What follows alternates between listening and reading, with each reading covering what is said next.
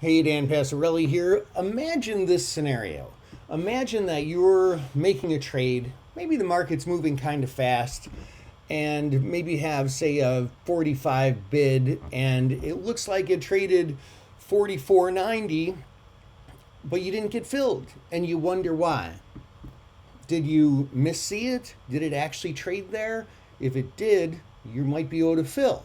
So, how do you find out what traded and at what time? Well, that's called time and sales, and you can get that on most options friendly options platforms. Here on Thinkorswim, if we go to the Analyze tab and we just scroll down all the way past the options, we have options statistics, then we have options time and sales. We just click on that.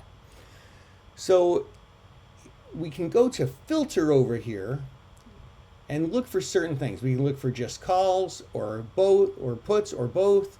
We can look for certain series like expirations. We can look for certain strike price ranges, what exchange it traded on, how big of a quantity, the price, and condition. For example, is it a spread or is it not a spread or what? Those kind of conditions. And so then we go through here and it's time stamped with the hour of the day. Of course, in military time, right? 14 is 2 o'clock, then the minutes, and then the seconds. And so it's very, very accurate information. It lists out the option, the quantity traded, the price it traded, what exchange, what the market was at the time. Did it trade on the bid or the offer in between? Delta, implied volatility, and even where the underlying was trading at that time.